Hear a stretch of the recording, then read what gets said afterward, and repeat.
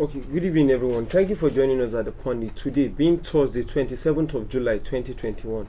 In looking at some of the issues that have plagued the Nigerian political, socio-economic landscape, we'll be considering some of the headlines in the last couple of days. And first, on the headlines, we're looking at the twists and turns in Igboho'S, in Nnamdi Kanu and Sunday Igboho'S trial.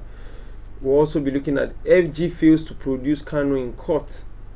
Also, COVID-19 creates opportunity for innovation. That statement is credited to the Vice President, Professor Yemi Osinbajo. Banditry. Kaduna suspends school resumption indefinitely. Bandits abduct another first-class monarch in Kaduna. Police arrests IPOB members in Abuja. You are wrong restricting press from covering Kanu's trial. That statement is credited to Amnesty International. CBN bans sales of Forex to bureau de change. Retains benchmark interest rate at 11.5%. Also, we'll be looking at the last but not the least, which is Baba Jesha lawyer claim 2 others also sexually molested minor. In looking at some of these issues is Mr. Oloku Bienusi Matthew. Mr. Matthew, thank you for joining us at the point. Good evening. Thank you for having me. Yes. Let's look at the case of Nnamdi Kanu and Sunday Igboho. What do you make of this? Looking at the body language of what transpired in Benin Republic, the trial started around 5 p.m. till down late night, and also in Nigeria, where the case of Mazi Nnamdi Kanu was postponed till October 21, and the DSS said because of logistics they are not able to produce logistic in Abuja and producing the man they know. Okay. Personally, I never expected the DSS to produce Nnamdi Kanu in court, judging by their antecedents prior to that arraignment or prior to the proceeding.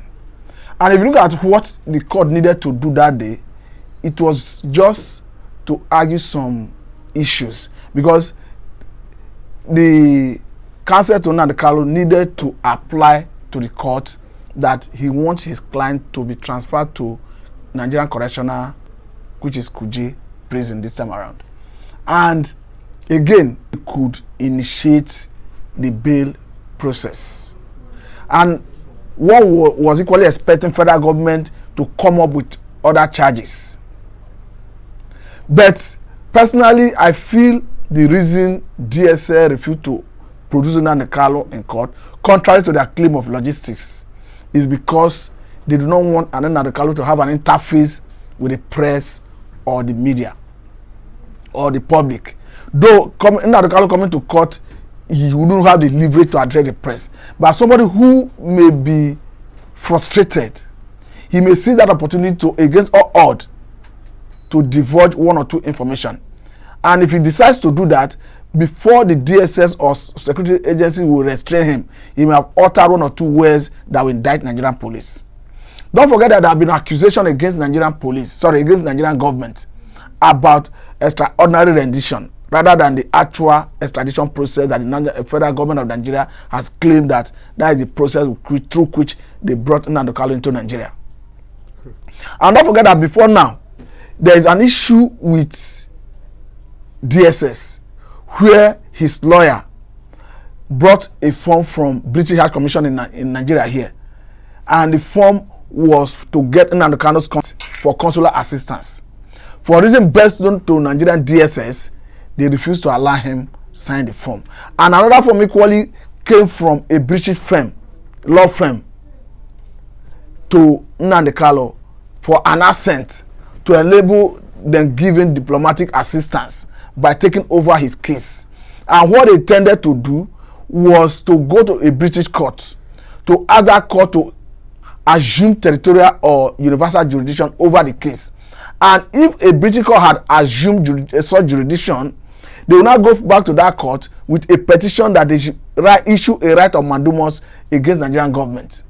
And the implication of right of mandamus is that the British court will be asking Nigerian government to produce Nnamdi Kanu in Britain to prove that the process of extraditing him from Kenya to Nigeria followed due process.